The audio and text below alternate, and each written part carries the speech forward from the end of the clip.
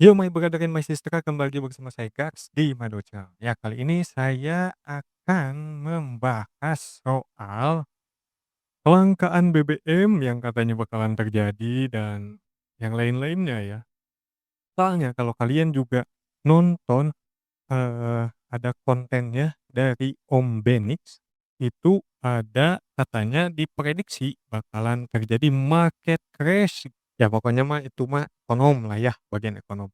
Yang kita tahu di, apa ya, di berita-berita itu udah banyak sekali yang memberitakan bahwa Selat Hormuz itu sekarang kan udah ditutup dan yang cuman lewat itu antara China dan Rusia.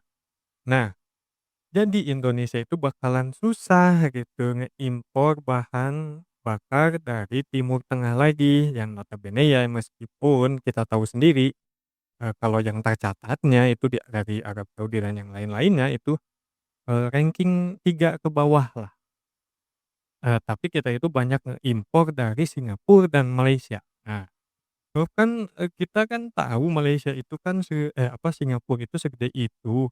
Apakah mungkin Singapura dapat minyaknya sendiri kan? Ya ini nih yang bakalan bikin ketar-ketir juga orang Singapura ya, perusahaan-perusahaan minyak di Singapura.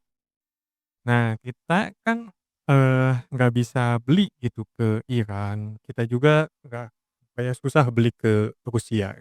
Bagi kalian yang kurang paham kenapa kita nggak bisa beli ke Rusia dan kenapa kita juga nggak bisa beli ke Iran, ya karena kan ada sanksi Amerika.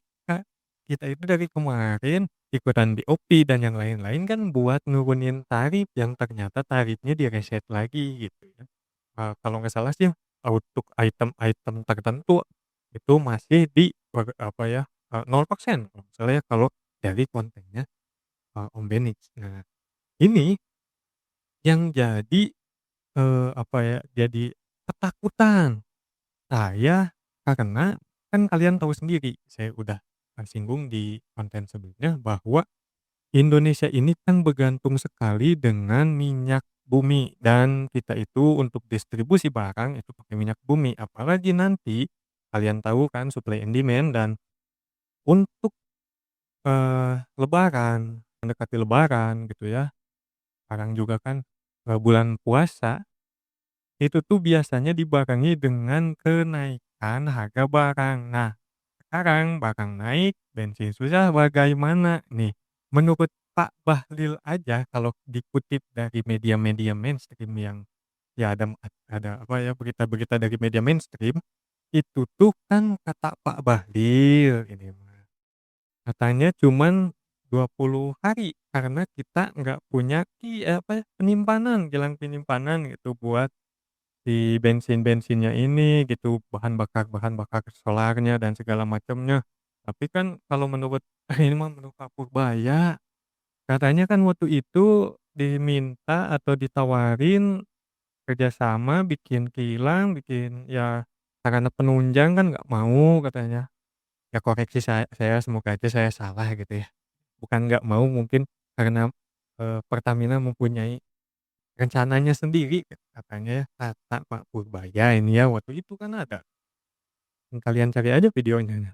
Nah jadi, kita itu patut waspada, tapi jangan, panik buying ya. Jangan kita itu, termakan informasi-informasi nggak jelas, kita belum verifikasi, apakah informasinya itu benar atau tidak, kita malah main borong-borong terus bensin gitu, sampai nanti malah yang jadi penyebab kelangkaannya itu penumpukan atau jadi apa ya, kayak penimbunan bensin jadinya. Soalnya itu terjadi waktu dulu pas ada kenaikan bensin, yang sebelum-sebelumnya biasanya orang-orang itu langsung nyetok bensin pakai drum gitu. Biasanya mereka itu kayak beli dulu ke SPBU, udah itu balik lagi pakai motornya itu balik lagi kalau enggak, bawa jerigen-jerigen gitu ya. Meskipun kan sekarang udah nggak boleh ya pakai jerigen. Tapi, ya bisa diakalin dengan cara itu kan tangki bensin itu ada yang kapasitas matic aja 3,8, mereka bisa dapat 10 liter dengan 3 kali bolak-balik ya. Jadi mereka itu mengantisipasi. Nah, jadi jangan sampai juga ada yang seperti itu, gitu. Malah yang bikin langkanya itu yang kayak gitu nantinya, gitu. Segitu aja saya bukan maksud ngasih, apa ya, ngasih berita buruk atau nakut-nakutin dan soalnya ini juga masih sebatas asumsi, dan kita juga belum tahu ke depannya bakalan kayak gimana. Mungkin aja Pak Prabowo dan Pak Bahlil menemukan, solusi yang lebih baik untuk Indonesia ke depannya, karena kalau nggak salah di perjanjiannya juga yang sama Amerika itu ada, impor juga bensin kalau nggak salah ya. Kalau nggak saya salah baca gitu ya. Kalau nggak salah ada perjanjian impor bensin juga dan gas LPG juga ya, nanti ada juga sebenarnya impor. Nah, ini tuh ada sedikitnya melegakan juga ya, sedikit melegakan tapi dalam bahasa yang lain, ini tuh berarti kita cuman memindahkan ketergantungan kita kepada Amerika gitu, yang tadinya Timur Tengah sekarang ke Amerika full gitu ya. Ini juga berbahaya ya berbahaya juga nanti kalau misalkan dolarnya terus naik, rupiahnya turun, nanti kita itu makin mahal juga si BBM-nya. Terus kita juga bisa ditekan keputusan luar negeri ya, keputusan luar negeri dan dalam negeri Indonesia juga bisa dikontrol sama asing gitu. Dalam hal ini Amerika. Nah, makanya kita itu harus mencari alternatif, bahan bakar alternatif gitu ya, bahan bakar alternatif. Nah, tapi yang jadi harapan kemarin-kemarin kan Bobby Bosh, tapi Bobby Bosh kemana Bos? Nggak ada gitu, belum ada. Belum bisa jadi, apa ya, jalan keluar dan mungkin jalan buntu itu. Semoga aja nanti ditemukan ada teknologi yang lebih advance untuk menunjang, kehidupan kita sehari-hari bernegara dan beraktivitas, sehari-hari dan juga dari pangan juga ya. Soalnya kenapa? Soalnya traktor juga butuh solar. Terus, eee, truk-truk itu truk-truk yang ngangkut-ngangkut distribusi barang itu juga butuh solar. Sementara ini untuk heavy duty vehicle di Indonesia ini atau, apa ya, yang kendaraan berat itu mayoritas masih pakai solar. Nah, itu tuh kita belum bisa menanggulanginya atau mensubstitusikannya dengan kendaraan listrik ya. Soalnya masih belum, marak di Indonesia penggunaan alat berat dan mesin-mesin pengangkut gitu kayak truk kayak gitu yang dari, listrik gitu. Meskipun kalau kereta kan udah ada komuter lain yang pakai listrik tuh, terus itu, kereta cepat itu pakai listrik ya kalau nggak salah.